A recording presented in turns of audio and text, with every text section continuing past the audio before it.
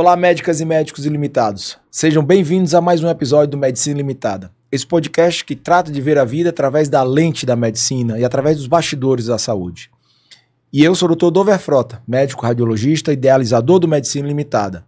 E hoje a gente vai ter um convidado mais que especial, um cara que eu queria trazer desde o primeiro episódio, mas um homem difícil, muito ocupado, graças a Deus, Dr. Edmilson Barros. Seja muito bem-vindo, meu irmão, muito obrigado por estar aqui.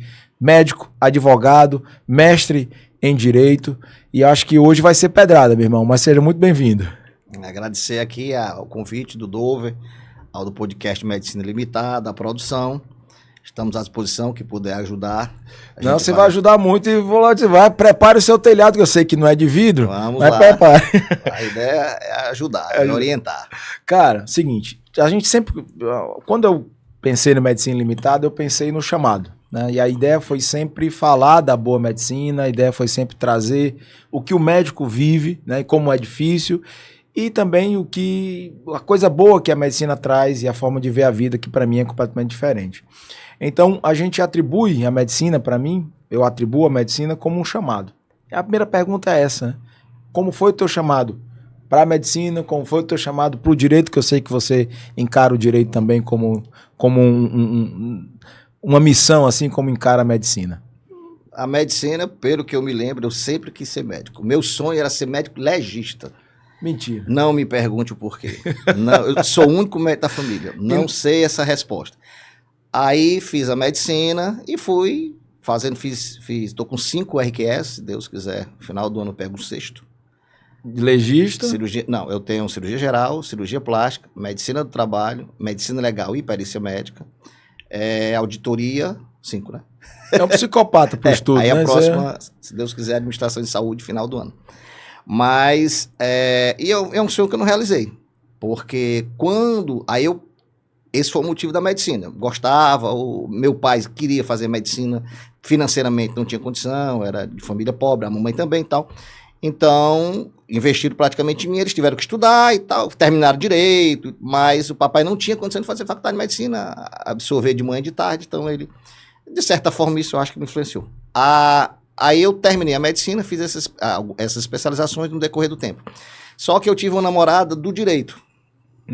E a minha família toda é do direito. Então, Entendi. A conversa deles, eu estava fora. Eu não entendia o que eles falavam. Poxa, não entendo nada disso aqui. Eu vou fazer isso aqui. Eu não entendo nada, eu vou fazer. Só de isso quando? Isso em 98. Tu é da turma de... Terminou em 97? Eu terminei medicina em 94. Olha aí, certo. Direito, eu entrei em 96, aí entrei na cirurgia plástica e tal. Quando eu estava terminando a plástica, aí eu resolvi voltar. Aí eu terminei direito em 2002. Aí... Pronto, aí eu comecei a fazer e comecei a vislumbrar. Eu já advogava com o papai, né? O papai é advogado, tem escritório. E aí eu começava, muito médico me procurava, porque naquela época o médico não ia atrás dos direitos dele. Hoje vai menos do que deveria, mas vai. Vai. Antigamente não ia. O médico ia lá e achava que não tinha direito de nada, era só dever. E aí alguns, aqui lá começava a procurar, eu mesmo instigava um ou outro, rapaz, isso aqui não pode. E aí me procuravam o papai fazia parte jurídica, eu fazia parte médica. Massa. E aí nessa brincadeira, aí eu comecei a vislumbrar algumas coisas de direito médico lá atrás, que ninguém praticamente nem falava. Tinha o Genival Veloso, na verdade o Genival Veloso, os livros de ética dele muito bons, os livros de medicina legal excepcionais, mas ele não advoga. Na verdade, quando a gente pensava no direito, a gente pensava nessa área, né? De ética, bioética, e até aí uns problemas, né? Ou esse só se preocupava quando o problema vinha. Exato. Só se preocupava quando o problema... E ainda hoje, viu? Ainda hoje o médico só se preocupa quando o problema quando vem. a gente falava no direito, na medicina, basicamente era ética, bioética, medicina legal. Primeiro semestre a ética médica, que depois você esquecia, não queria saber mais, só queria saber de examinar o paciente. Medicina legal. E a medicina legal porque tinha que passar, mas achava um saco. Porque... Eu até gosto. Eu fiz 2 semestres de direitos, cara. Meu pai é policial militar e depois de aposentado e mais velho, ele fez faculdade de Direito, se formou, não chegou a fazer OAB, mas formou com 80 anos de idade. E eu cheguei a cursar 2 semestres com ele, né? A gente não era da mesma turma, porque ele fazia de manhã e eu à noite, mas era um incentivo, era muito legal. Né? Eu adorei, cara. Te confesso que falando contigo assim, que antes da gente começar, eu disse, porra, faz sentido voltar, porque Nós somos Direito, estudiosos por natureza, né? Direito, se você não for advogado, se você não quiser só ir para aprender, ele vai servir para a sua vida, para ninguém lhe passar a perna. Ponto. Não precisa ser advogado. Você vai usar para tudo. Você tá vendendo um apartamento para mim? Você vai saber usar o direito. Tá sabendo alugar? Você vai saber ali até onde tem as armações para lhe prejudicar. Foi sempre o que eu achei, que o direito ele tá no dia a dia, né? É um instrumento social, não Apesar tem de ser muito técnico e etc, mas é algo que você usa. É o mínimo, você tem que saber. Mínimo. Você tem que saber e você precisa de direito todo santo dia. Da hora que você acorda, ligou a torneira, se a CAGES lá cortou a tua água, tu vai você tem que saber um pouco dos seus direitos. Não tem como, a luz, tem que saber. Aí a história da medicina legal, quando eu terminei, já estava no direito, já tinha terminado direito, aí teve um concurso pro IML. Quando eu fui olhar, é policial. E o policial é impedido de advogar. Então, se eu fosse ser médico legista, eu teria que abrir mão da advocacia. Aí é um sonho que eu não vou realizar. Entendi. Não realizei, não vou realizar. Mas hoje tu trabalha com perícia médica. Do INSS. Eu sou supervisor médico pericial do INSS. Perícia médica federal. Mas ainda assim, eres médico legista, RQE em medicina... Medicina legal e perícia médica. Olha aí, que massa. Assim que saiu pouco tempo depois. São só 5, eu tenho um e olhe lá. Mas os conhecimentos se casam. Se casam, a minha né? ideia obviamente, não exerço tudo todo dia, não exerço todas, mas é uma questão de que o conhecimento vai ser necessário, porque quando eu vou trabalhar como advogado, é mais fácil eu conversar com o clínico, com o cirurgião, com tudo. Claro. Porque ter essas RQS.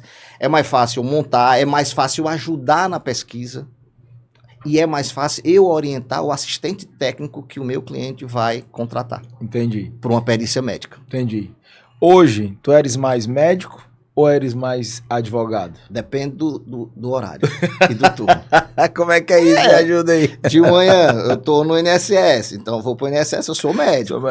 Hoje à tarde antes daqui eu tive audiência, então eu toco como advogado. Então hoje tá meio a meio o negócio. É meio a meio, normalmente eu vou trabalhando nas duas coisas. Show, e como é que você vê no futuro, cara? Rapaz, na medicina eu tô pensando em me aposentar, né? Tô trabalhando em algumas coisas, me aposentar do INSS, que eu já entrei em 98, né? E do SAMU eu entrei em 2000, então tenho mais um tempinho lá, mas a ideia é me aposentar do serviço público, que hoje eu faço serviço público e faço consultoria para a empresa em processo envolvendo medicina e direito, insalubridade, periculosidade, acidente de trabalho, incapacidade, enfim. E aí na medicina, o direito me absorveu muito, então eu vou colocar isso aqui, continuo na medicina, nessa parte de medicina legal, de medicina do trabalho, auxiliando empresas e o resto é advocacia. Me absorveu demais. E é igualmente interessante, né? Apesar da gente achar que são coisas completamente diferentes, né? O direito aí com suas regras, sua estrutura, e a medicina com a completa incerteza, né? Mas ainda assim são profissões que se causam e são, em alguns momentos, muito interseção. Toda hora tá com interseção. E uma das interseções, você sabe, bom, a gente, aqui no podcast, a gente falou muitas vezes sobre o Covid, né? A gente teve um episódio específico sobre decisões de fim de vida, mas um episódio interessante do Covid, e que ficou a dúvida para mim, é que você, né, como é que você, médico, advogado, vê, por exemplo, a questão da autonomia do paciente? E aí vou dar logo uma pedrada, né? A obrigatoriedade das vacinas. Como é que você vê isso, cara? Você acha que o direito individual é um avanço? Foi um avanço que foi necessário? Vou nem dizer que foi necessário, desculpa, a pergunta não é mais que isso. Legalmente, fazia sentido aquilo, né? E até que ponto, né? A saúde coletiva, ou o bem coletivo, né? Vamos deixar todas as aspas possíveis, pode se sobressair ao direito individual, né? Bom, Brasil e isso mundo também. Cada vez mais a autonomia do paciente é ser respeitada. Mas não existe direito absoluto. Não existe. O seu direito, quando o seu termina, o meu começa. Então, a autonomia do paciente, quando envolve só o paciente, é para ser respeitado? Tá o exemplo de transfusão para testemunho de Jeová. Enquanto um paciente adulto, maior e capaz, ele é livre para decidir o que ele quer, inclusive que ele vai querer morrer, porque não vai querer fazer determinado tipo de tratamento. É um direito dele. E isso afeta a ele, não afeta terceiros. A partir do momento que a opção dele começa a entrar no direito de outra pessoa, na interseção do direito da coletivo. pessoa, no direito coletivo, a vontade dele não é absoluta. Então, no caso da vacinação, a vacina é importante? Não é. Os estudiosos entenderam que era importante para evitar a propagação, porque isso tinha uma falência do serviço público, uma letalidade alta, uma doença que ninguém sabia o que é que era, o que é que causava. E se encontrou que a vacina protegeria, naquele momento histórico, que a medicina é pelo momento, que um procedimento que foi feito hoje, daqui a 10 anos pode ser que isso aqui não se faz mais. Seja completamente antiético. Vesícula, raramente você faz colecistectomia aberta. Na minha época da residência era aberta, estava começando o instrumental. Então não se pode levar, fazer análise temporal de um procedimento para o outro. Na época, e hoje ainda, determinadas vacinas, então, você deveria se vacinar para proteger a coletividade. Então, é uma exigência correta. Correta. Da mesma forma que é a questão de notificação compulsória. O paciente tem doença de notificação compulsória? Tem. Por quê? Não é pelo paciente. Porque aquilo lhe serve de estatística, de programação, de planejamento para política de saúde, privada, pública. E isso precisa ter esse dado. Não é que eu estou quebrando sigilo. Quem está recebendo aquele dado também vai manter o sigilo. Mas a coletividade tem que ter o direito dela respeitado. A partir do momento que a escolha dele, que a opção dele atinge terceiros, aí a autonomia dele é limitada. Trazendo aí para a autonomia do paciente, né? Assim, como eu falei há pouco, a gente teve um episódio, acho que faz sentido todo mundo ver, com a Iana, com o Rafael, foi excelente. E eu estudando pro episódio, porque eu tenho que me preparar para falar com vocês, cara, que o negócio aqui, se é pedrado o que eu pergunto, é mais pesado ainda, eu tenho que estar aqui em frente a monstros como vocês. E aí, cara, eu estudei um pouco sobre o testamento vital, né? O testamento de fim de vida, as escolhas e tal. Queria que você falasse um pouco sobre o valor legal do testamento e como é que a gente consegue, como é que o paciente faz, como é que ele é feito. É diretiva antecipada. Isso. De vida. De vida. É o nome que você nome quer pontuar. legal, né? Diretiva antecipada de vida. É a questão de uma extensão da autonomia daquele paciente pós-morte. A autonomia dele, se atingir somente a ele, deve ser respeitada? Deve. É. A partir do momento que ele não... no momento que ele dá esse consentimento para a diretiva antecipada de vida, ele tem que ser, obviamente, maior, capaz, saber o que está escolhendo, inclusive de dizer, olha, a partir do momento que eu tiver numa terminalidade de vida, eu não quero que seja feito nenhum procedimento invasivo comigo. Eu não quero ser entubado. Eu não quero ir para UTI. Então, ele está falando no momento que ele está lúcido. Nesse momento, quando acontecer, eu não quero. Ele registra aqui no cartório.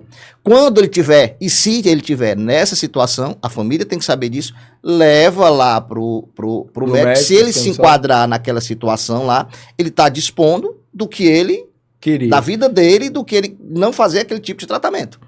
Sendo paliativo, né? Se tiver... Não, se não há retorno, né? Se não há retorno. Né? Aí a vontade dele tem que ser respeitada. Legalmente, perfeito. E se o médico desrespeitar e o paciente sair, pelos os dias de sofrimento prolongados, o paciente pode processar o médico. E a família pode processar porque o médico não respeitou a autonomia do paciente.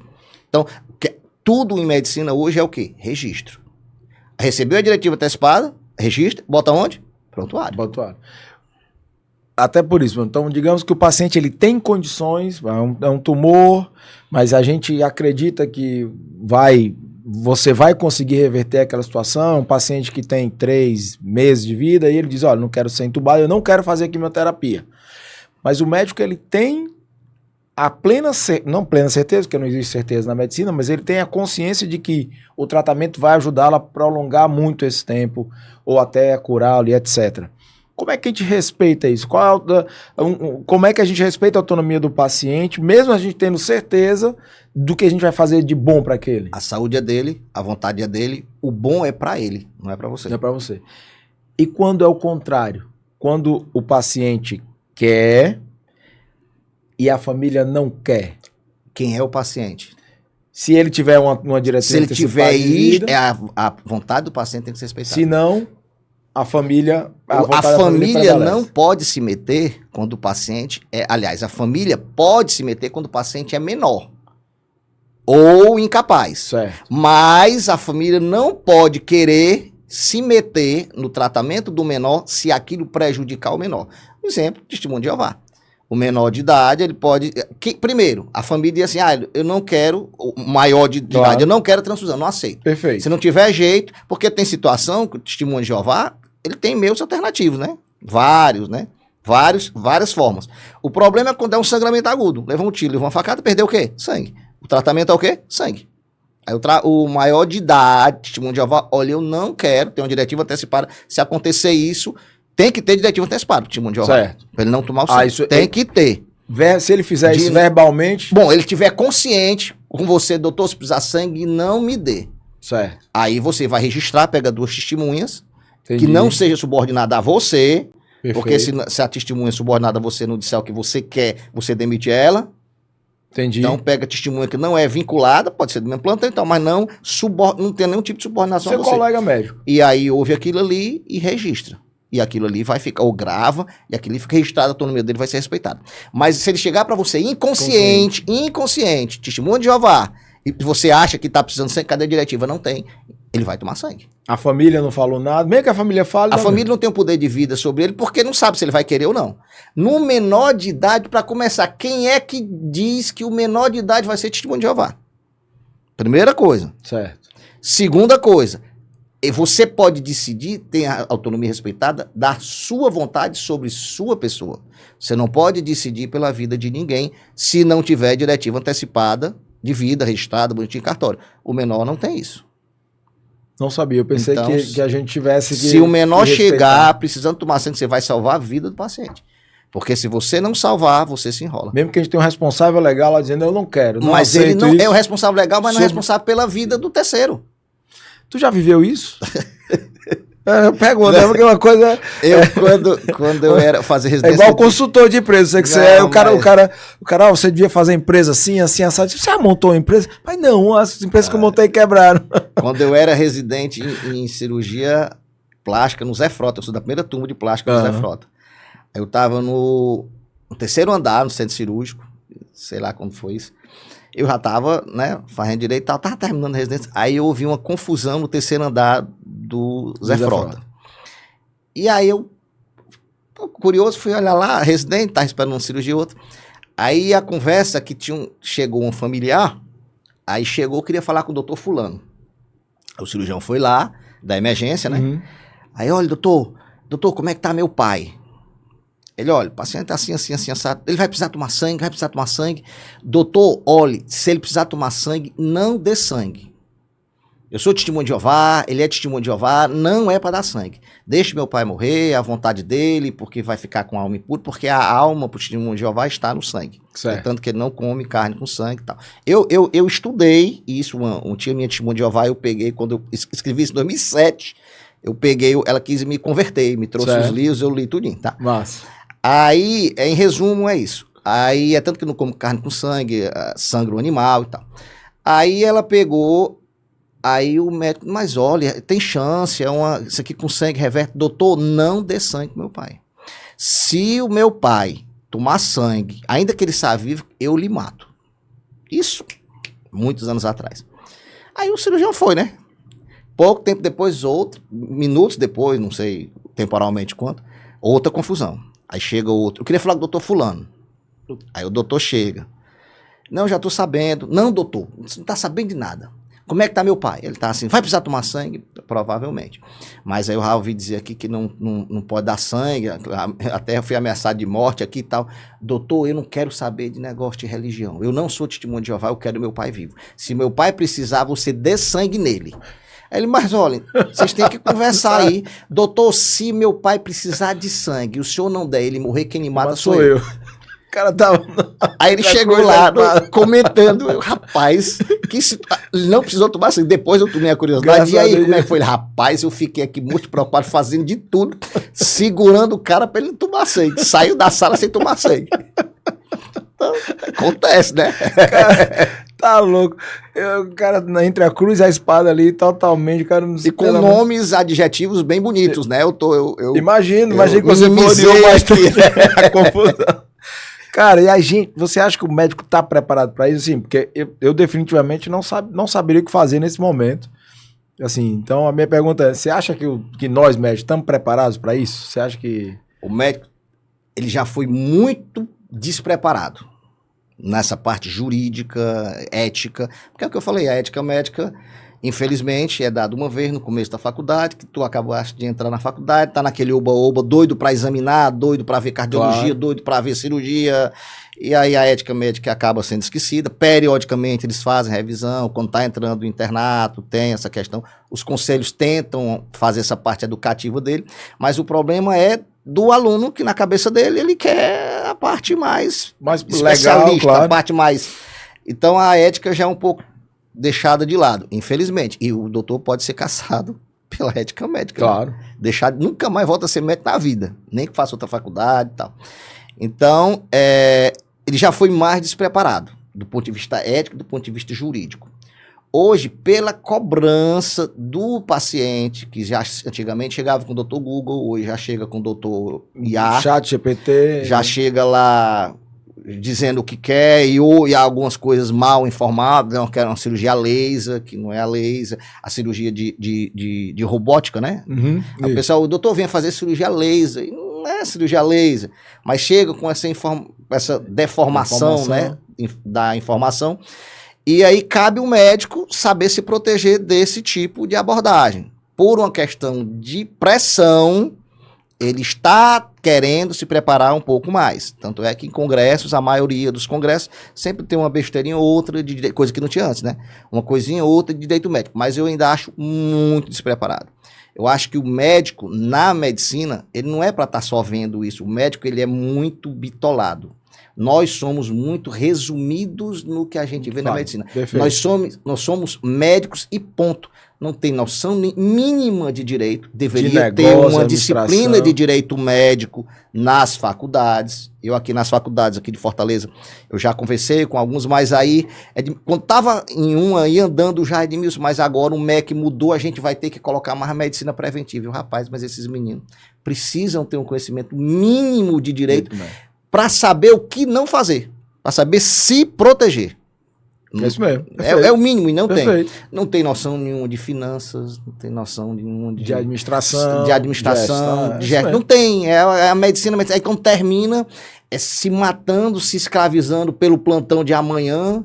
Concurso público não existe mais para médico, né? Aí o cara se matando no plantão, esperando o prefeito do plantão pagar, que vai passar 3, 4 meses sem pagar. Aí não conhece o direito dele. Quando termina, deixa pra lá, e o doutor ainda é descansado, não quero confusão não, vou deixar isso pra lá, uma hora paga, é uma poupança forçada. A gente ouve muito essa conversa, é poupança forçada. Aí deixa lá. E aí enrolou, o governo enrolou mais um, só esperar o próximo da vez pra ser enrolado também. E agora E agora tá farrendo lama, é médico em toda esquina, é advogado em toda esquina, tá pronto. Daqui a 10 anos vão ser 1 milhão de médicos, 1 milhão e 100 mil mas médicos isso é uma política, a ideia disso aí não é... Isso eu bato faz tempo, uma época, conversando com o presidente do Conselho Federal. Eu disse, o problema não é interiorizar o médico. Se o médico tiver condição de trabalho, estrutura, o médico vai. O que precisa interiorizar é a medicina, para o médico ir. Perfeito. Jogar um médico para lá, não adianta o médico, tá em cima de um cavalo com estetoscópio no bolso e uma de pirona que tem no posto. Cara, eu lembro, eu trabalhei no PSF, né? Logo depois de sair da faculdade, eu lembro que eu era o único médico de 9 mil pessoas, né? No interior de Coreia, chama Ubaúna. Cara, a melhor escola que eu tive de medicina na vida foi aquele lugar. Foi fantástico. Muito de saudade, de vez em quando passo lá. Criança com tampa de chaleira na cabeça, tu não viu na medicina como é que faz? Tem tudo. Cara, tem tudo que você possa imaginar, desde as coisas mais bonitas até as coisas mais, né, mais precárias mesmo, né? Que ali você vê a realidade do povo em si, você vê como a gente é desassistido em todas as instâncias. E tem um episódio interessante que eu fui transferir um doente, né? Era um posto de saúde, lá eu fazia parto, fazia um monte de coisa. E porque não tinha, o hospital mais perto estava a 45 quilômetros de lá. E você não tinha estrutura também. E eu não tinha zero estrutura. A minha ambulância era uma Pampa. Lembra da Pampa? Aí a Pampa, cara, não tinha solo. Não tinha chão. Eu andava aqui de perna aberta, segurando as pernas aqui, porque se o meu pé caísse, ele ia No asfalto, no asfalto. você descia. Então eu andava e vendo o asfalto passando, assim, literalmente. Para eu transferir um paciente, eu pedia emprestado a grade de uma cama de alguém, botava O estrado o estrado para cobrir, e botava a cama, botava o paciente para poder ser transferido. Numa pampa aqui, ó. Numa que pampa. não dá nem pro paciente deitar direito, ficar com as perninhas Do lado de fora. Então, assim, essa estrutura, como é que você pode pedir para o médico ir? E outra coisa, o médico também tem que ter a serenidade de que se ele for para um negócio desse, ele tem muita responsabilidade. Tá assumindo. Não, ele tem o risco é dele. É. Eu pego uma quantidade enorme de problemas, ainda hoje, de médicos que estão só no plantão, o hospital não tem estrutura de nada, acontece um problema de transferência. Nesse caso que você falou, você bem poderia ser responsabilizado se chegasse um outro lá com problema e tu tivesse transferindo. Porque o que morreu lá, que foi prejudicado, podia processar você. Porque você não pode sair quando tá só. Você teria que chamar o diretor do hospital para providenciar um substituto para ir fazer a transferência ou ficar no seu lugar. E não era nem hospital, um posto de saúde, imagina. Mas então não poderia. Aí se você não transfere, o paciente, se tivesse sido transferido, poderia ter se recuperado, poderia ter escapado, poderia ter sido uma chance de sobrevivência. Aí você responder por que transferiu ou por que não transferiu. E como é que esse cara que tá lá no interior, né? Como é que a gente consegue se respaldar de eventuais, né, responsabilidades que são responsabilidades que, na verdade, é do prefeito, do secretário de saúde, do diretor do hospital, é escrevendo, é fazendo prontuário. Como é que a gente consegue se respaldar em situação como essa, por exemplo? A conduta, hoje não existe espaço para heroísmo por parte do médico. Teve um caso do SAMU, um amigo meu, geriatra, muito bom, e uma época, uma mulher atropelada de um trem, chegou a mulher lá, estava decapitada, quando ele viu a criança mexendo no ventre da mulher. Ele botou a paciente dentro do carro, fez uma cesárea de urgência e tirou a criança e levou só a criança, levou lá para um berçário para César Carlos e tal. Eu não teria coragem, eu sendo cirurgião não teria coragem de fazer isso. Esses heroísmos não cabem mais. A sua conduta tem que ser baseada sempre em protocolos de sociedades, protocolo em literatura que você realmente aprendeu. Você vai tomar conduta onde você estiver, no Sírio, no Einstein, no postinho lá do distrito, lá do interiorzinho, no Cafundó do Ceará, a sua conduta vai ter que ser a mesma. Dentro do que é possível. Você vai ver o que é que tem e vai colocar a sua conduta correta. Registra no prontuário. Se o hospital não tem condição, o hospital não tem condição disso aqui, isso aqui, isso aqui. Não tem essa estrutura e tal. E passo para a direção do hospital. Documente que você fez o que estava correto, que você solicitou quem era hierarquicamente superior a você, o diretor do hospital, e aí o diretor do hospital se vira para mandar para o secretário de saúde, se documente e ou não pegue o plantão de preferência, mas isso é uma coisa muito bonita de ser dita, porque você precisa se sustentar. Você precisa se sustentar, né? É o ideal não pegar o plantão, essa é a ideia, mas não teve jeito, registra tudo, toma a tua conduta adequada, aconteceu o problema, passe o problema para as instâncias superiores e denuncie. Denuncie para o conselho, denuncie para o Ministério da Saúde, para o Ministério Público da cidade. Olha, aconteceu isso aqui, eu estou sem estrutura para poder trabalhar. Aí você vai me dizer, Edmilson, então essa pessoa vai ser demitida da prefeitura, porque a prefeitura não vai querer ele dando plantão. É verdade, é um risco. Mas é melhor o risco estar na prefeitura e você, daqui a 2, 3 plantões, você vai pegar um processo, às vezes criminal. Eu tenho um caso de processo médico respondendo homicídio. Porque tem vários pacientes, o médico respondendo por homicídio. Porque não fez determinada coisa, ou fez antes do tempo, ou não transferiu antes, ou não transferiu depois. Então o médico vai responder por uma coisa que é responsabilidade dele. E ele vai ter muito mais dor de cabeça, vai ter muito mais dispêndio financeiro e tudo, com perícia, por anos, por causa de um plantão que ele deu há 10 X anos atrás. Então, aí ele tem que sopesar. O seguro de responsabilidade civil, hoje você acha que é obrigatório para todo médico? Funciona, não funciona? Qual é? O meu pensamento de seguro, eu penso como Conselho Federal de Medicina, eu sou totalmente contra seguro saúde. Seguro de responsabilidade civil para médico. Por quê? Primeiro, vários argumentos. Mas o primeiro, ele acaba estimulando o paciente a processar o médico. Vai chegar no momento, doutor, você tem seguro? Tenho não. Não, então eu vou para quem tem seguro. Ele já vai ter uma predisposição de ir para o médico que tem seguro. Então ele já vai deixar margem o médico que não tem. Mas o paciente não, ele não pode, ele não precisa Ele tem o saber direito de disso. informação. Ele pode chegar para você e perguntar se Por tem. quê? Ele tem, o paciente tem o direito de informação. Ah, sim, mas o seguro Ele não é saber meu, quem né? sim, não é mas ele tem o pessoal? direito a saber quem é o médico que está atendendo ele e quais são as qualificações que o médico tem, inclusive se tem seguro. Ele pode, doutor, se eu tenho seguro? Não, não tenho. Aí o que não tem, o que tem vai querer usar como diferencial e o que não tem vai ficar marginalizado. Isso aí vai levar a médio prazo um encarecimento de especialidades, um encarecimento da medicina e um afastamento de procedimentos. Você acha que o médico mais que tem 20 anos de formado, doutor em uma determinada especialidade, o seguro dele deve ser mais caro ou mais barato do que o recém-formado agora que está trabalhando na mesma especialidade dele? Mais barato. Por quê? Porque ele tem mais formação, ele tem Sim, menor mas ele risco. pega os casos mais graves que Sim. vão ter resultados piores. Ele pega as chamadas bombas. Então, esse cálculo do seguro vai ser furado. Entendi. Porque vai ser pela especialidade, por tempo de formação. E aí, o doutor já teve um processo, o seguro de responsabilidade civil, ele pega, você fez hoje, ele vai valer do que acontecer, de procedimento que você fez de hoje até um ano. O que fez para trás, obviamente, não cobre, é igual um seguro de um carro. Claro. O que fez, um procedimento que você fez hoje já estaria coberto. Quando você terminar o seguro, por mais 4 anos, porque é um ano, né? A responsabilidade civil são 5 anos, a responsabilidade criminal são 20. Então, da data do fato que aconteceu naquele período de vigência, tem 5 anos para o seguro pagar. Entendi. Né? Porque aí prescreve. Porque depois de 5 anos, prescreve se não tiver entrado. Se entrou, pode demorar a eternidade. Entendi. Né? A outra coisa é o seguinte, aí você tem um processo, tu for renovar. Não, doutor, o doutor é muito bom, mas ele já tem um processo. Doutor, aí cobra um ágio em cima. Claro. É a história do que você fala o seguro do carro, tem os bônus? Isso. Doutor, você não tem um bônus, você vai ter um ágio agora. Pá, 10. Tem 3, tem 2 processos. Ah, ele já tem 2 aqui, ó. Rapaz, vamos botar aí um ágio aí de 20%. Vai chegar no momento que ele não, doutor, a gente não faz mais seu seguro. Porque você já tem. E a culpa do médico ter processo não é do médico. 70%, 80% dos casos que eu vejo, o médico não tem culpa. Tem bons médicos? Tem. Tem maus médicos? Tem. Tem bons advogados? Tem. Tem maus advogados? Tem.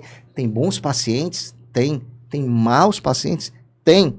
Infelizmente, a quantidade de mal em todos eles está aumentando. Do mau médico, porque não é culpa dele, porque não teve um treinamento adequado, do advogado que acha que o direito médico é a galinha dos ovos de ouro. Eu vejo Instagram, essas coisas, o advogado às vezes é formado há não sei quanto tempo, aí agora eu descobri a minha verdadeira vocação, defender a saúde e tal, porque na cabeça do advogado, e não deixa de ser verdade, é fácil advogar contra médico, claro. Porque o médico não sabe a pressão. Porque o médico, na hora que ele recebe um processo, ele fica sem dormir, claro. Fica estressado, Edmilson, resolve meu problema. Eu pago, eu devolvo o dinheiro. E muitos casos que estão aparecendo para devolver dinheiro, sem o médico ter feito nada. Mas eu não estou lá para complicar. O médico, quando me procura, eu olho, cara, teu direito é bom. Vamos, claro. Dá para ir se defender, dá para ir para briga e tal. Aí, mas, Edmilson, quanto é que eu vou gastar? Você vai gastar tanto, tem Paris, tem não sei o quê, tantos anos, papapá. Ele, não, eu faço acordo, Aí é fácil. E os pacientes, cada vez tem mais mal pacientes do intuito de aproveitar-se dessa situação. De saber que o médico não vai brigar, não vai querer brigar. E isso por melhor que seja a relação médico-paciente. A relação médico-paciente você reforçar ela é um dos grandes pilares. Comunicação. Junto com o registro. Complicação só não tem quem não opera. Todo mundo tem complicação, todo mundo já errou, por melhor que seja. Claro. como errou na medicina, errou no direito, só que no direito, quando erra, eu tenho recurso. Na medicina, quando erra, muitas vezes não tem mais volta. Né? Esse é o problema. E no direito, eu consigo pesquisar quando aparentemente eu errei, como é que eu vou corrigir? Na medicina, o paciente está na tua frente, às vezes aberto, não dá para eu, peraí que eu vou dar uma olhada aqui, vou estudar aqui um pouquinho. Que eu vou fazer aqui? Uma variação anatômica, uma coisa assim que apareceu de última hora. Então, a gente tem que analisar bem esses dois momentos. Mas o fato é que muitos pacientes estão deliberadamente procurando para fazer procedimentos, pedir devolução de volta, de dinheiro e tudo. Isso está aumentando, infelizmente. Por melhor que seja a relação médico-paciente. Eu tenho um exemplo de também lá, engraçado, na época eu estava no Zé Frota, eu dava plantão lá, como residente, e aí tinha um determinado profissional, de uma determinada especialidade, que chegou um paciente que fazia direito comigo. Era um colega teu da faculdade. faculdade. Ele apareceu com uma Edmilson, eu tô com dormência no primeiro, segundo e terceiro dedo, do nada. Tá aqui, essa partezinha tenar aqui, com dormência, síndrome do carpo. Aí eu avaliei, olhei lá, isso no frotão. Na Unifor. Tá. Ele, cara, deixa isso quieto. Tá te incomodando? Não. Não tá atrofiado, deixa isso quieto. Ele era amigo, tinha um sítio vizinho, um rural, de um determinado profissional, de uma determinada especialidade. Amigo de ir na casa beber na casa do churrasco. Beber não. Desculpa. Aí ele, eu procurei doutor fulano de tal. O que é que tu acha? Excelente. Edmilson, eu olhei lá e tal, aí eu falei com ele disse mais ou menos a mesma coisa que tu queria. Mas, cara, esse dormência tá me incomodando, eu quero operar. O cara não opera, não. Isso aí pode fibrosar, vai ficar pior, incomoda o que tá. Pode acontecer. O doutor falou a mesma coisa, mas, cara, tá me incomodando. Eu vou fazer e eu vou assumir o risco, assim, porque tá me incomodando. Operou. Tempos depois, ele chegou lá com a imobilização. Tempos depois, ele chega, Edmilson, só aí. Fibrose zona, atrofia tenar. Aí eu olho, eu te falei. Isso aí era um risco que tem. Não, ele me falou, mas tá tudo tranquilo. Beleza, passou-se um tempo. Ele chegou para mim, Edmilson, eu tô processando fulano e tal. Aí eu, como assim? Cara, é por causa disso aqui. Eu, pelo amor de Deus, cara. Isso aqui eu te falei, o cara falou, e tu vai processar o cara, Edmilson? Eu, cara, pelo amor de Deus, tu não é amigo dele? Eu era, mas acho que depois desse processo você não vai ser mais não. Aí eu, como assim? Por que tu processou? Ele, Edmilson, a minha mãe teve um AVC. Tá hemiplégica em cima de uma cama, eu tô precisando pagar a cuidadora, eu tô precisando de colchão, disso, fisioterapia, blá. Eu gastei tudo que eu tinha, até o carro que eu tinha eu vendi e tal. Eu não tenho de onde tirar mais. Então, aí eu resolvi processar. Aí eu disse assim, rapaz, tu não acha que isso é coisa de filho daquela? Aí ele disse assim, mas eu vou cuidar daquela. Minha mãe, daquela. E processou, não sei em que pé deu, que eu não me meti. Uma época eu encontrei esse profissional. Ele sabia, a gente tinha comentado, claro. Ele olhou pra mim assim, até como se eu tivesse... Como advogado. Orientado o cara, mas não... Aí depois esse cara foi meu cliente, em outro caso. O médico. Aí eu conversando com ele, olha, deixa eu lhe dizer aqui uma coisa. Aí eu contei a história. Ele disse, eu jurava, eu achava que tu tinha... Orientado. E eu te procurei nesse processo aqui porque todo mundo te referencia. Mas eu procurei por isso. Mas é bom eu saber disso. E aí eu não sei que pé deu. Então, a relação médico-paciente, ela é excelente. E é o suporte. Desde que alguma contingência do lado do paciente não aconteça.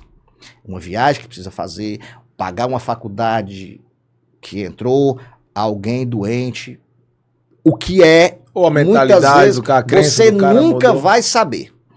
O que acontece, você nunca vai saber. Mas a relação médico-paciente é um pilar, mas esse pilar ele pode ser corroído por contingências externas e forças ocultas. Mais uma pedrada, lá vai. Porque o negócio aqui... Cara, a gente falou aqui de várias situações interessantes, porque você sempre tem uma história para contar, isso é maravilhoso. Para mim, isso aqui essa conversa dá um livro, viu? E já vou te dizendo, cara, provavelmente daqui vão surgir outras dúvidas e outras oportunidades pra gente sentar. Então vai organizando a tua agenda aí. Tranquilo. Direito à saúde. É um ideal? É uma realidade? É possível? O SUS é um exemplo para o mundo, da forma que ele é construído. Que ele é pensado. Que ele é pensado, que foi construído. Certo. Ele é muito bonito. Mas a longo prazo, ele vai ser impagável. Na medicina, o conhecimento ele vai se somando. Os exames, os diagnósticos, eles vão se somando. Se você pega, de repente, faz um ultrassom, fez um diagnóstico X, aí agora vai precisar fazer uma ressonância para confirmar aquilo. Antes era só com a mão. Antigamente era só a mão. O diagnóstico do apendicite era uma mão. Faz ultrassom. Aí, a depender do que está acontecendo, você vai precisar pedir uma tomografia para ver o que o ultrassom. E assim, com outros exames. Então, a medicina, a tendência dela é ficar cada vez mais cara.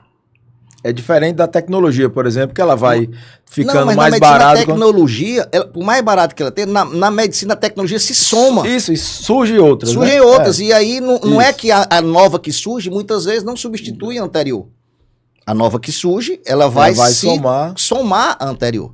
Né? Tanto é que, e além do encarecimento de grandes equipamentos, de tudo, é tanto que hospitais, clínicas de radiologia, no seu caso, ele não compra a máquina. Ele pega, compra ali determinado período, faz um comodato e depois ele substitui. Leasing, né? E substitui por uma mais moderna, porque se ele sabe que em 2, 3, 4 anos, aquela máquina não serve mais. E aquilo ali, por que melhorou? Porque é mais rápido o processamento, a qualidade da imagem e tal. Isso tudo vai se somando, vai encarecendo. Então, a medicina da forma que é pelo SUS, ela é impagável. A médio e longo prazo. Já é. Já não. É. E isso já reflete não qualidade ter do serviço, qualidade de serviço, não ter gente suficiente. O subfinanciamento da saúde não é apenas o é uma insuficiência de recurso para a saúde. Que já é pouco, né? fora que é pouco. O que a turma Essa história de ser gratuito para todo mundo, eu acho isso um absurdo. Para ser pro cidadão brasileiro, eu acho que era para ser. Mas a partir do momento, viaja para alguns países, quer que eu pedir assim que tu chegar no aeroporto? Seguro-saúde. Pronto, meu filho. Chegou estrangeiro para cá, tinha que ter seguro-saúde. Ou que tivesse reciprocidade com o Brasil. Portugal, eu fui para Portugal no doutorado de bioética lá, eu tive uma hepatite. Peguei o hepatite lá, tipo, fiquei amarelinho, parecia o piu-piu do flajola. Amarelinho. Quando eu vi aquela marmota lá, eu já comecei a pensar em clétis, pensei tudo que era de ruim, menos que era hepatite A. Aí eu sorvete, bebe água, acabou. Aí o que é que eu fiz? Quando eu saí daqui, eu tinha feito o seguro de saúde. O convênio, eu tinha feito seguro também, mas eu tinha feito o convênio, que tem um convênio Brasil e Portugal, que você entra no site do Sogov, lá você coloca e você é coberto pelo serviço público de lá. Então eu fui lá no doutorado. Mesmo sem ser português. Mesmo sem ser português. Mas porque Portugal tem a reciprocidade com o Brasil. Eu fui atendido lá, excelente. O atendimento é um pouco diferente, né? Claro. Do que é aqui com a gente e tal, mais empatia e tal, mas sem tanta empatia, mas fui bem atendido. Fiz ultrassom e tal, fiz vários exames, me indicaram ficar internado, aí eu vim me embora, eu vou ficar internado no canto que eu não conhecia nada, que não era médico nem nada, vim me embora, vai pra lá. Aí eu vim no avião... Não tô insuficiência hepática, eu tô bem demais. Ora, mas rapaz, eu vou ficar aqui internado, só tem que internar, não, pedi alta pedida e mandei pro Brasil. Entendi. Aí, mas tem reciprocidade. Mas se não tem reciprocidade, não é pra estar pagando saúde de estrangeiro. A semana passada eu vi algum estrangeiro aqui que foi operado, foi assaltado, não sei o que tem foi. Vários, né? Mas ele se dando por surpreso, porque não tinha pago nada no Brasil. Aí não vai. Eu tenho uma história legal, cara, que na época eu morava no Chile, a minha esposa trabalhava numa agência da ONU, chama Organização Internacional para as Migrações. E houve um simpósio internacional de saúde, né? Então os países da América Latina apresentando os seus sistemas de saúde e tal. E à época, o ministro da Saúde no Brasil, tinha sido convidado para ir, no último momento ele teve um percalço e não conseguiu ir, não conseguiu mandar ninguém do Ministério de Saúde. E aí a chefe da missão falou, Fernanda, falar com o teu esposo, ver se ele, né, médico brasileiro, se ele pode falar sobre o sistema, sobre o SUS brasileiro, né? Isso em 2005. E aí eu fui falar no simpósio grande, então estava o ministro da Venezuela, a ministra, no caso, da Venezuela, o ministro de Cuba, Toda a América Latina. Uma surpresa gigantesca, que era de graça. Cara, aí eu comecei a dar os dados, né? Comecei a dar os dados, a quantidade de pacientes que vinham, por exemplo, via Uruguai, via Tríplice Fronteira. O cara com câncer tinha um diagnóstico lá, entrava no Brasil, chegava no SUS aqui, ó. Quero me tratar de câncer. Antirretrovirais, a gente doou antirretroviral para a América Latina inteira. Né? Depois a gente quebrou a patente aqui, uma das coisas mais interessantes que eu acho que de saúde pública que a gente fez. A gente doou para todo canto. A gente tem vários postos de saúde instalados durante a fronteira que atende as pessoas dos dois países. Então, assim, atende mais o venezuelano do Brasil. Exato. Né? Então, assim, e aí os caras dizendo, poxa, é assim mesmo? Quer dizer, se eu chegar no Brasil agora, demais. E se eu tiver uma insuficiência hepática, eu vou ser transplantado lá? Provavelmente sim. Né? E é louco realmente o que você está falando, porque já não tem dinheiro para os daqui. Estrangeiro para vir tinha que ter seguro, senão volta de lá. Volta de lá. Agora, se o país faz reciprocidade, beleza. Aí tem com Portugal vem pra cá, o português vem, ok, vai ser coberto. O brasileiro vai pra lá, vai ser coberto. Isso é interessante, que eu nem sabia que existia isso. Do ponto de vista como advogado, você acha que o direito ele consegue diminuir essa disparidade que existe, essa desigualdade do atendimento no SUS, por exemplo, ou esse subfinanciamento? Ou será que a gente você consegue sugerir alguma coisa aí do ponto de vista do direito? O direito ele é sempre atrasado. O direito tem que acontecer um problema primeiro para o direito vir regular aquele problema. Então, ele sempre, por mais que ele tente se atualizar, ele sempre corre atrás.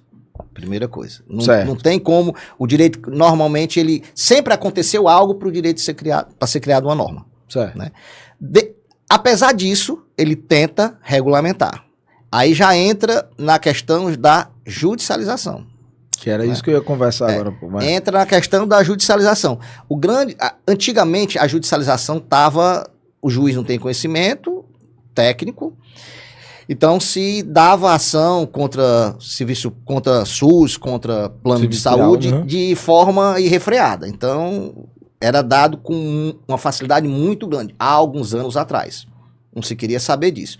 Depois começou-se a exigir garantias, que o paciente deixasse algo em garantia para o plano de saúde, no caso, para se perdesse a ação, o plano ter como se ressarcir. Isso não é legal. Ou isso pode? O cheque calção, por exemplo? Não, cheque calção não. Cheque calção não pode. Mas o que eu estou dizendo é assim, o paciente está querendo fazer um tratamento que tinha sido negado pelo plano, era um tratamento caríssimo, aí o plano pediu, olha, eu também já vi isso. Uma vez eu estava tava numa audiência e estava uma paciente chorando lá porque tinha dado uma casa dela como garantia e o plano ganhou e estava querendo a casa. Aí ela chorando, ele, não, mas você deu, doutor, a minha casa é o seu bem de família, mas você deu a casa como garantia. O bem de família não é também absoluto. E ela ia ter que sair, segundo o que eu ouvi a conversa lá, isso faz tempo também, lá na audiência. Então, a grande questão é o quê? A partir do momento que você vê essa questão da judicialização, ela teve que se moldar um pouco com maior responsabilidade. Ela passou a trabalhar com alguns protocolos, se basear no que é autorizado pelo Conitec, para aquilo que é autorizado, sem fazer off-label, e de uma maneira mais prudente, boa parte dos juízes no Brasil, eles estão pedindo pareceres de médicos, para saber realmente se aquilo ali tem ou não sentido que está sendo pedido, ainda que seja off-label. Né? Então, hoje eles estão um pouco mais de cuidado, mas a judicialização complica muito. Porque, ainda que seja muitas vezes off-label e um tratamento muito caro, o recurso é finito. Você tira dinheiro. Eu vou ter que tirar para colocar aquilo ali e alguém ou várias pessoas vão deixar de ser atendidas e beneficiadas com doenças menores. Então deixa esse morrer? Não, claro que não. Mas tem que se ter uma métrica que você consiga ver o seguinte, tem que ter estabelecido o que é que você tem efetivamente de direito. E já tem, mas algumas brechas ficam. Né? A questão do off-label, estético, isso não é só estético. Eu estou fazendo algumas perícias de bariátrica, o paciente faz a bariátrica e fica lá com excesso de flacidez e tal, e querendo que o plano pague. se é estético ou é reparador. Algumas vezes é reparador quando fica aquelas secreções, ou da pele com pele, Certo. mau cheiro, irritação dermatológica e tal. Mas algumas vezes isso não acontece e aí é estética. Entendi. Então aí o pessoal quer forçar a barra para tentar. Então tem que ser cada vez mais informado que o que é que efetivamente você vai ter direito. Isso no SUS, isso no plano de saúde. E dentro daquela política pública de saúde, a justiça tem que entender que aquilo ali é em benefício da coletividade. Se aquilo ali, se aquilo fora que for dado para um vai prejudicar os outros, infelizmente isso não pode ser concedido. Você sabe que eu conversando com o desembargador, meu paciente, eu perguntei a ele, né? Doutor, e a gente discutindo e tal, e ele, como é que é pro senhor, por exemplo, prescrever um remédio de 2 milhões de reais a dose, né? Aí 2 milhões de dólares, como eu já peguei. Já vi. Então ele disse, Dova, pra mim, ali é um CPF. Então pra mim é extremamente difícil negar uma situação como essa.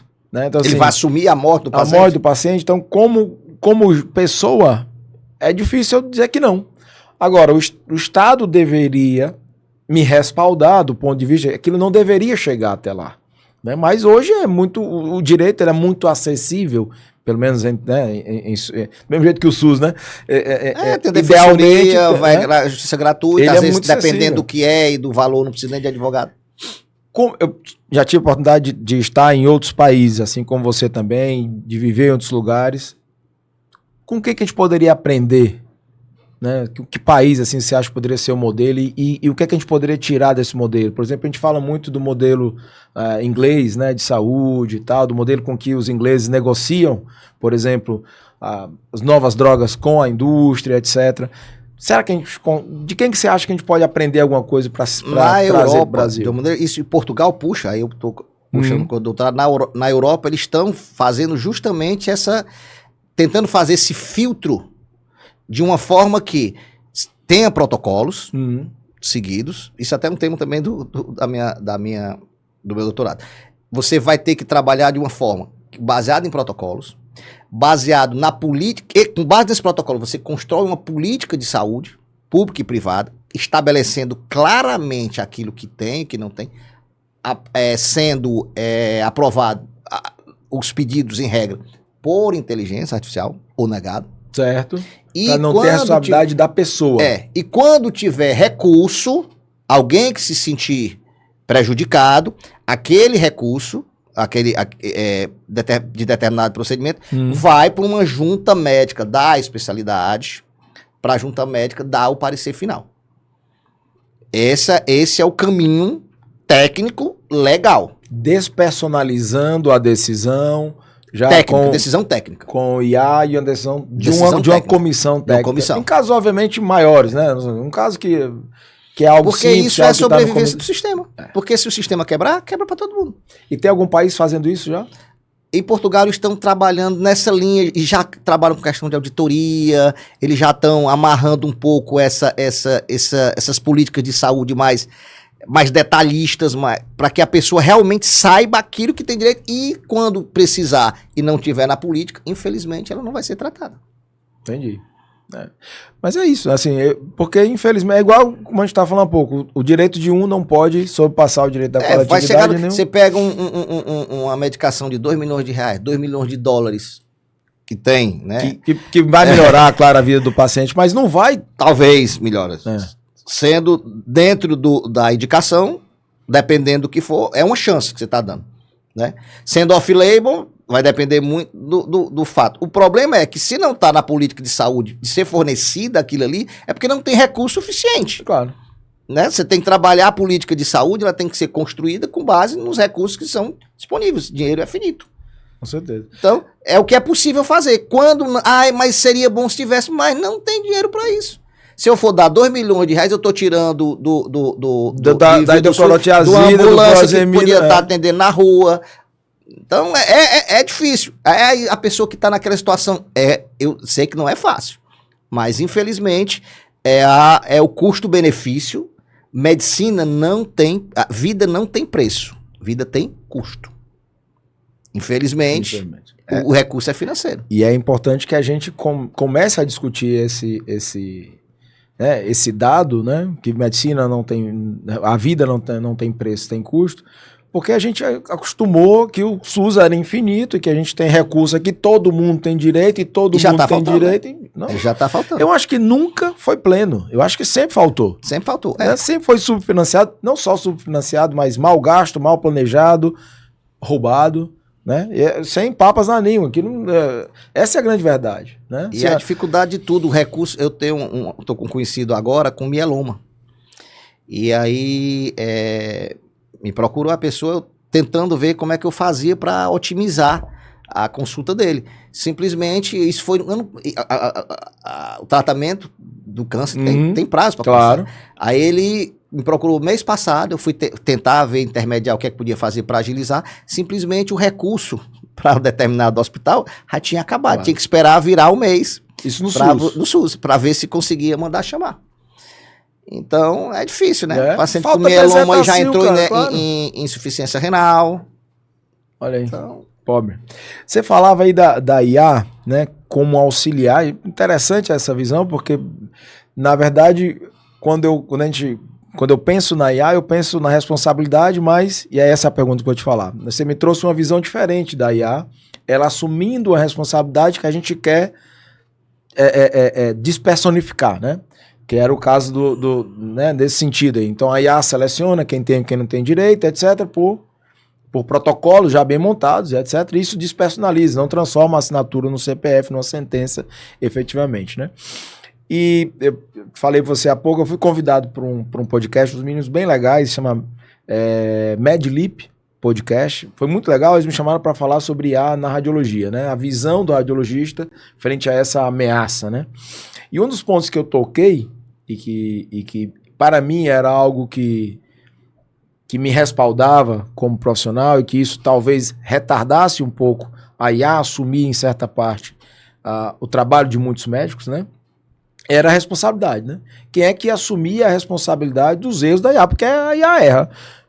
Para preparar qualquer coisa aqui, eu entro na IA e disse, olha, discordo de você, faça essa outra coisa.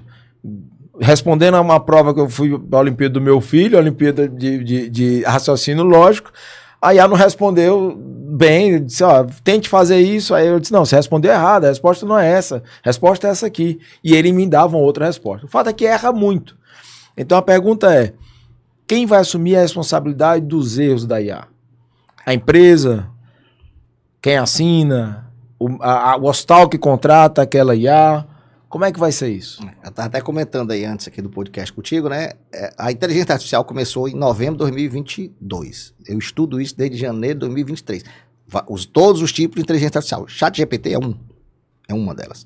Você tem 40 mil, 50 mil. Se você for procurar. Falar nisso, cara, deixa eu só te dar uma dica.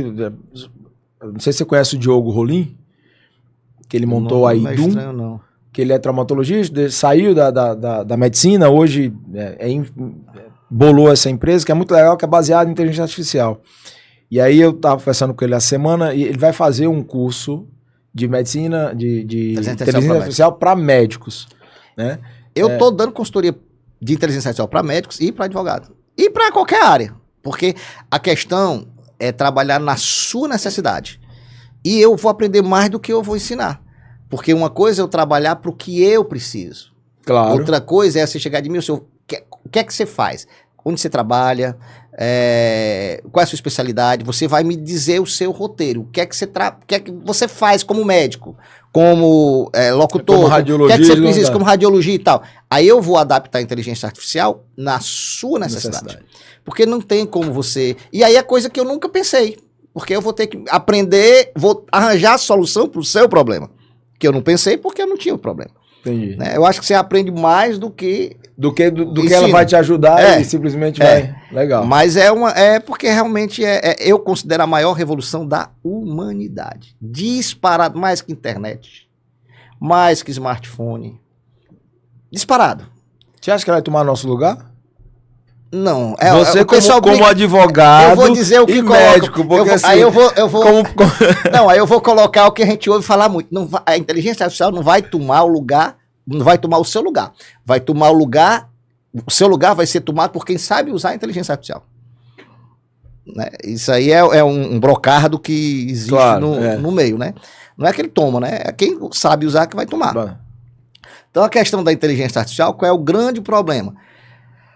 Inteligência artificial, ela trabalha em cima de algoritmos para ela dar a tua resposta. Uhum. Só que ela trabalha com alimentação de dados. Alguém alimenta ela de dados, treina ela com dados para que ela dê uma determinada resposta.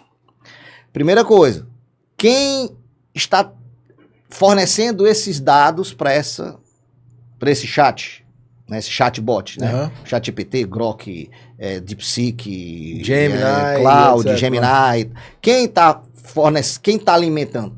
Que dados são esses? Porque a inteligência artificial, ela vai pegar aqueles dados. Se aquele dado veio errado, ela vai dar a resposta errada. Se aquele dado veio com algum tipo de preconceito, que o pessoal chama vieses, ela vai ter aquele viés. E ela pode externar algum tipo de preconceito na resposta dela. Então, primeiro ponto é quem alimenta e com o que alimenta.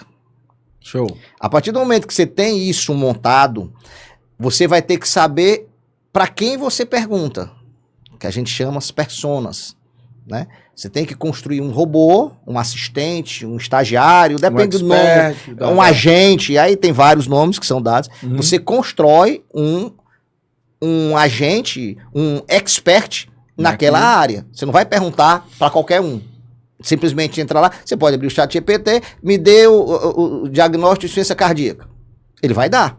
Mas se você constrói um robô pós-doutor em cardiologia, tantos anos de experiência, não sei o quê, você vai perguntar para aquela pessoa, aquele robô que você construiu. Você tem e deve fornecer material para ele. Ah, eu tenho livros em PDF, eu tenho artigos. Alimente também. Porque aquilo ali vai servir de base para ele, para aquele robô responder. Você vai ter que saber fazer a pergunta, que é o comando, né? Tem várias fases do comando. No final, alguém vai estar atrás dessa inteligência artificial. E alguém vai assinar pelo resultado que essa inteligência artificial produzir. Seja um resultado bom, seja um resultado ruim. Na prática, nós médicos somos fornecedores de serviço. Código de Defesa do Consumidor. O paciente é um consumidor de serviço. Quem assinar vai ser o responsável pelo resultado que saiu. Se ele achou que não deveria ter assinado, não tivesse assinado. Se ele achou que precisava de um dado clínico A, B, C ou D, que não sabia, não deveria ter assinado. Se ele, mas eu poderia ter pedido um exame de imagem anterior para fazer comparação. Se não pediu, problema seu. A partir do momento que você assinou, você está se responsabilizando por aquilo que a IA produziu. Então, o paciente pode processar você, médico, que assinou a IA e não tomou certos cuidados, não leu algo que estava errado. Tudo que sai da inteligência artificial, ela tem que obrigatoriamente ser revisado. Isso é um princípio básico. Não assine sem ler. E na inteligência artificial, mais ainda. Advogados tendo problema para pagar multa, médica tendo problema de responsabilidade civil, vai ter. Responsabilidade penal, se o paciente morreu, porque ele assinou. A partir do momento que você assinou, você responde pelo documento que foi exarado por você.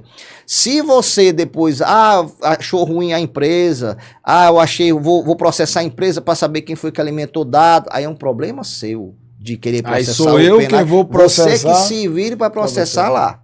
Você não pode nem mandar chamar a OpenAI aqui para justificar. Isso é um problema seu. Você assinou e se você abre o ChatGPT, lá embaixo ele está colocando, no 5, inclusive, que é o novo agora, que ele coloca lá, revise, a resposta não é sempre verdadeira. Ele está alertando justamente para tirar essa responsabilidade dela. Entendi. Não, doutor, tem lá, você não revisou porque não quis. Então você é o responsável pelo que você assina. Não existe essa de você dizer que eu não sabia, eu não vi, está assinado por você. Você acha quanto tempo vai demorar efetivamente para que boa parte do nosso trabalho seja feito pela inteligência artificial? Já está sendo. Qualquer atividade que tenha padrão, ela já está sendo e ela vai ser nesses próximos 2, 3 anos.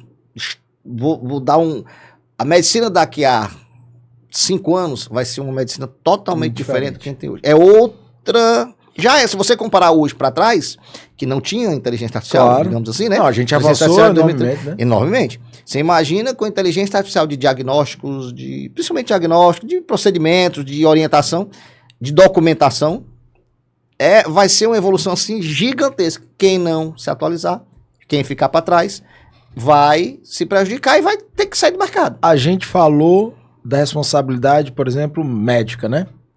Aí minha pergunta é a seguinte: se um paciente pergunta para o chat GPT, tô tendo uma dor no peito, indo para o braço esquerdo, palpitações, aí o cara diz, não, o paciente poderia, eventualmente, processar o chat GPT ou um IA por erro? O aviso está lá dizendo que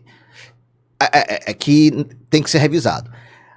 Há um tempo atrás, se você abrir o chat GPT, abrir o normalzinho, no gratuito, até no pago, de $20 e tal, você colocar essa conversa e pedir ele para colocar, ele respondia, acredito que ele responde agora, dizendo o seguinte, isso é um dado médico, eu não sou médico, você procure um especialista sobre o assunto. Ele pode até responder, mas olha, mas isso aqui é uma visão do chat, seria interessante você procurar um médico especialista, ele está treinado para dar essa informação. Você sabe que essa semana, muito engraçado. Mas você quer resolver o problema? Se você construir o robô dizendo que ele é cardiologista, pós-doutor, não sei de que, dando material, ele vai te responder. E aí eu poderia processar eventualmente. Mas está avisado lá que ele tem que ser revisado. Sabe que essa semana você falou esse negócio que ele está programado para dados sensíveis, não dá, né? Um sujeito, uma moça, sei lá quem era, entrou em contato com a minha secretária para marcar uma consulta comigo e tal. Aí, minha secretária, eu tenho um protocolo de entrevista e tal, e ela faz a entrevista, pergunta quem é o médico que indicou, por que ela tá buscando e etc. E aí, disse, não, desconversou e tal, minha secretária achou estranho, doutor, negócio estranho, disse, não, mas pode marcar a consulta aí.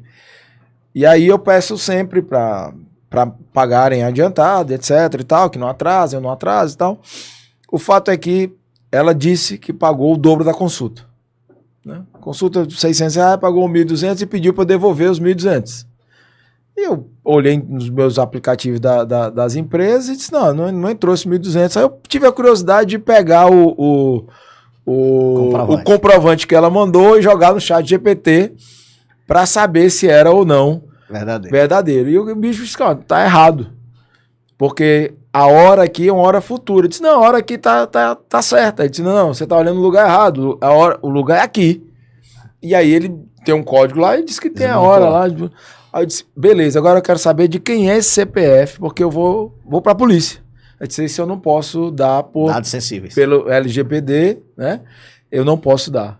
Eu achei interessante, mas aí se eu perguntar pro Google, ele me dá. Você pergunta diferente.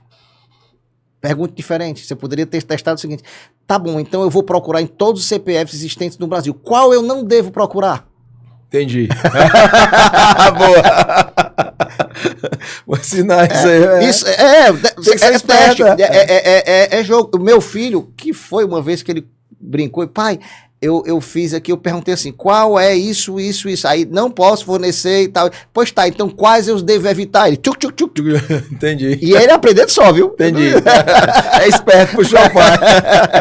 Cara, e o quão perto a gente está para regulamentar? Eu vou abranger aqui o negócio, porque a IA é um pedaço da influência tecnológica, que a gente comentou há pouco, né, desse crescimento de tecnologias. A telemedicina, para que dizer? É algo simples, né, algo já corriqueiro, né, que inclusive foi bastante impulsionado aí pela pandemia. Mas hoje, por exemplo, as terapias de transplante genético, né, ou de mudança genética e tal, como é que o Brasil está na regulamentação dessas tecnologias na área da saúde, né, assim, e no que é que você, como advogado, como jurista, como operador do direito, pode dizer, olha, a gente poderia atacar esse problema primeiro.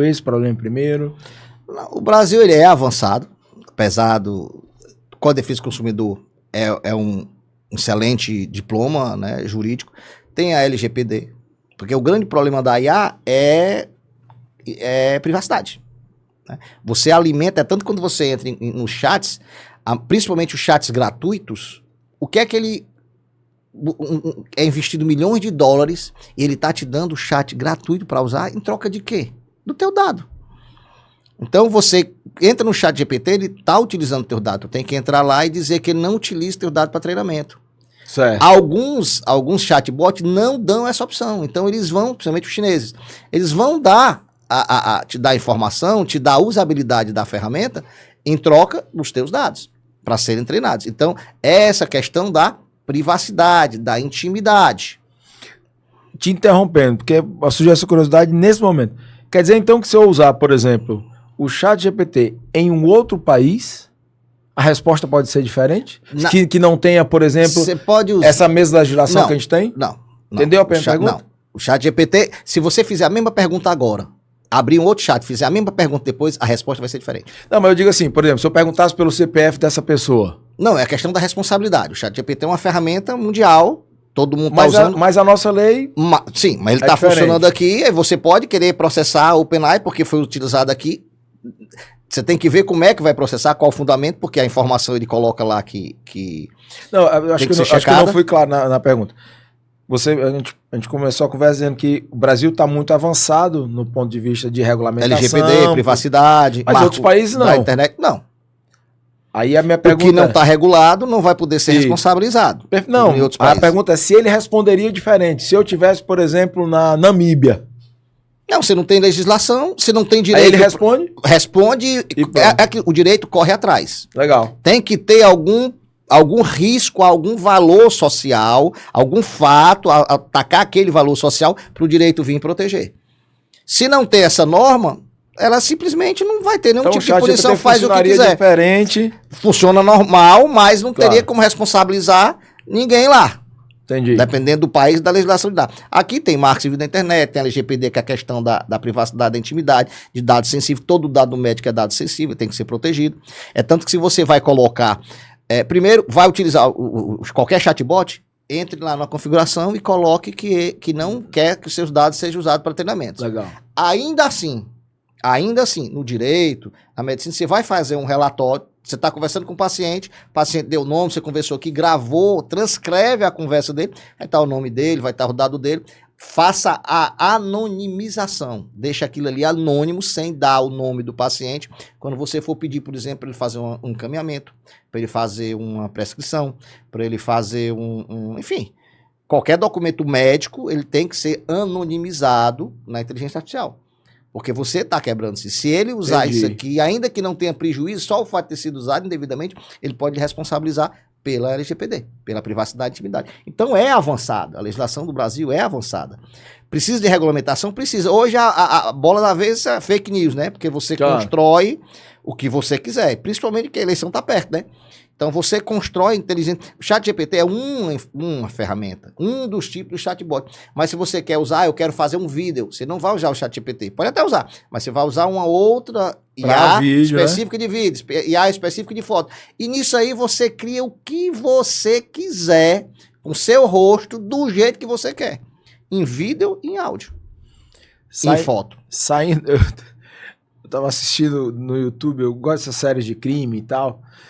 E aí, cara, eu botei no YouTube lá, tem um negócio de crime, e eu fui assistir, eu disse, cara, essa figura aqui, e o cara contando como num documentário, as fotos aparecendo, vídeo de 3 estudantes que desapareceram no Maranhão em 1996, passaram 29 anos perdidos nos Lençóis Maranhenses. Eu achei estranho ver aquelas fotos lá. Eu disse, cara, IA. Mas vídeo... Sabe, a história toda bem contada, bem redondinha, que o cara teve uma filha, que ele criou a filha lá no... Isso aí deve ter sido tudo feito por IA, inclusive a história. A história.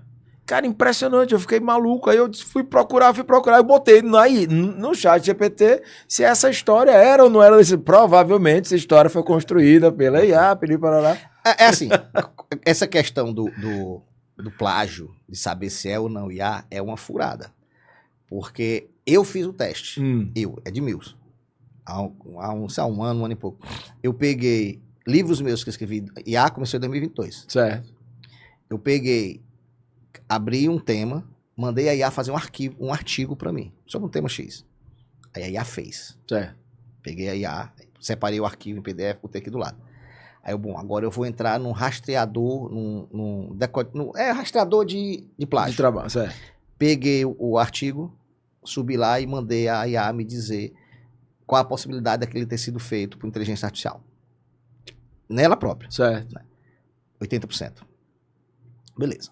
Aí fui pegar livros, inclusive meus, artigos, inclusive meus e de outras pessoas, em 2010, 2005, subi lá. Qual a probabilidade? Muito parecida. Entendi. Que nem existia IA.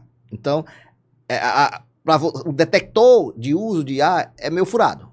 Não, é difícil. Você vai ver e cada vez está mais, a qualidade está maior. Então, é difícil você ter realmente um detector para dizer se aquilo é verdade ou mentira. Principalmente com as ferramentas novas que está tendo e que vão aparecer. Que eles geram conhecimento, inclusive, né? E aí, isso aí pode dar problema para determinadas pessoas que tiverem a imagem usada indevidamente. E aí essa pessoa vai processar quem? É a plataforma que deixou aquilo ali rodar, que é o mais fácil de achar. Claro. Não vai processar porque não vai localizar quem fez. Então isso é o quê? Isso é Código de Defesa do Consumidor, isso aí é marca. Que a IA vai procurar nos textos que já existem, né? Ela não vai. Até hoje já tem IA que gera conhecimento, né? Mas ela aprendeu no texto de alguém, ela aprendeu num paper de alguém. Um material que foi fornecido que ela foi alimentada. Saindo da IA, mas indo para telemedicina, indo para terapia genética. Na IA estamos ok, a gente está avançando rápido. Mas no caso disso, da telemedicina, terapia genética, essa nova tecnologia ligada especificamente à saúde, né, que algumas vezes até geram um pouco de diferença de pensamento, etc., discordância em vários profissionais e tal. A gente também está avançado? Tem muitas leis específicas, né? Tem, por exemplo, planejamento familiar, questão de ter X filhos, tantos anos para poder fazer uma esterilização definitiva. Então, em algumas situações de terapia gênica, a questão de embrião, o embrião, quantos devem ser implantados dependendo da idade da mulher. Então, tem. Muitas são normas do Conselho de Medicina. São normas éticas que servem de embasamento para a justiça, né? Muitas vezes a justiça se embasa dos conselhos. O conselho, ele é uno. Eu tenho um conselho federal. Você diz assim, o federal, o que ele é dito é para o Brasil todo.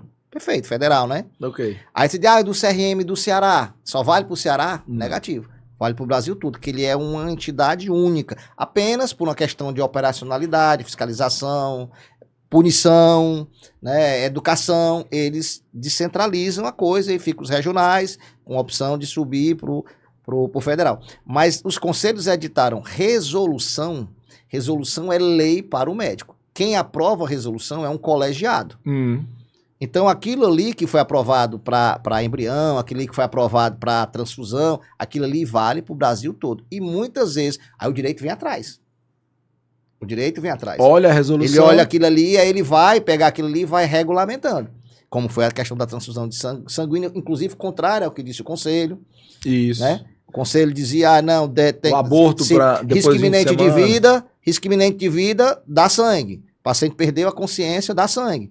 Aí a justiça, não é para dar sangue. Se o paciente tem a autonomia dele, deixou uma diretiva antecipada, é para ele deixar a doença seguir o curso normal. E ele não tomar o sangue. Então, o direito veio atrás. Às vezes, ele concorda com o que está na ética. Às vezes, ele discorda. O que vai prevalecer é o direito. Se não tem o direito, as normas éticas vão ser as resoluções devem ser seguidas. E aí tem regulamentação para tudo. Não só é interessante isso, porque a gente começou separando o direito da medicina e agora acaba juntando. Né? Tá bem pertinho. Se você pegar o site do Conselho Federal de Medicina ou dos regionais, qualquer um, se olhar, tem lá, normas do Conselho. Tem resolução, clica lá em resolução. Tem os temas. O tema que você imaginar tem lá. Então clica lá, ele vai sair as resoluções sobre aquele assunto que estão vigentes, inclusive as que foram revogadas. Se você quer fazer uma análise e tal. Tem lá. Resolução é lei para o médico. Então tá lá. É direito puro. Legal. Que pode levar o médico a ser cassado. Mas eu queria pegar o fio da meada dessa união, né, A gente já está aqui com 1h30 de conversa.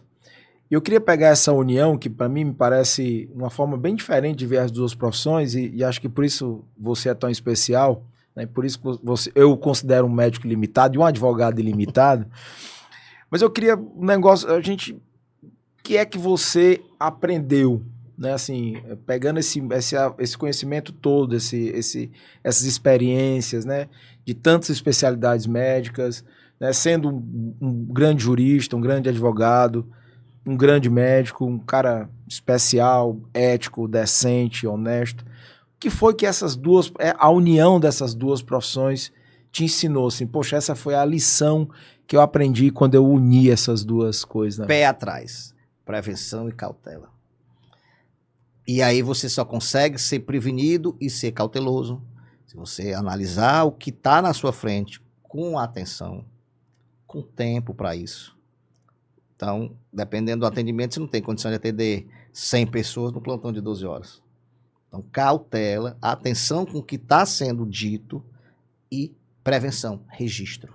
A prevenção é registro e relação médico-paciente fortificada, até o limite de que não tenha nenhuma contingência que venha atrapalhar essa relação, né? Como claro, a gente comentou. Trazendo também para isso, e já pedindo para você, já te agradecendo, né? E pedindo para você, qual é a tua mensagem para os jovens médicos, né, que estão te assistindo, que seguramente vão ser muitos e que vão passar essa entrevista para muita gente. O que é que você tem para deixar aí para eles de recado, de incentivo ou não? E estudar, não só medicina, estudar a vida, que a gente infelizmente estuda só medicina. O médico tem que estudar a vida, saber o que está fazendo na profissão dele e fora da profissão dele. Nessa questão de fora da profissão dele, minimamente saber o direito, minimamente saber se proteger e saber com que ele ganhar, vir conseguir gerenciar a vida extra profissão dele. A vida de lazer, a vida familiar, a vida financeira, e não ficar só na medicina, porque infelizmente, cada vez do jeito que a quantidade de médico está chegando, subfinanciamento, estresse com o paciente, brigas com o paciente, cada vez mais a medicina vai ter mais gente e menos mercado, por melhor que ele seja. Então ele tem que começar a pensar isso, se valorizar, ser cada vez melhor, né, na medicina, tecnicamente, e se proteger. A mensagem, e registrar, documentar tudo, sempre. Não ceder pressão de quem quer que seja para atender mais e ou mais rápido. Show. Cara, não tenho nem como te agradecer. Eu acho que todo mundo aí vai ser uma hora e meia, a hora e meia mais rápida que se passou aqui. Agradeço tua gentileza, agradeço os ensinamentos, agradeço o teu tempo, eu sei que é pouco. Agradeço a todos que assistiram a gente até aqui. Então, se vocês gostaram, se faz sentido o que a gente mostrou hoje aqui, doutor Edmilson deu uma aula de direito, deu uma aula de medicina, deu uma aula de cidadania, foi excelente, muito obrigado, meu irmão. E deixo aí o microfone para sua despedida, para suas últimas palavras. E, mais uma vez, reforço o agradecimento e a sua gentileza de ter vindo aqui ao Medicina. Não, na verdade, só agradecer o convite mais uma vez. Dove, a gente já se conhece há muito tempo. Agradecer ao podcast e dizer que estamos à disposição. Geralmente, médicos, aquela questão médica, às vezes não sabe o que fazer.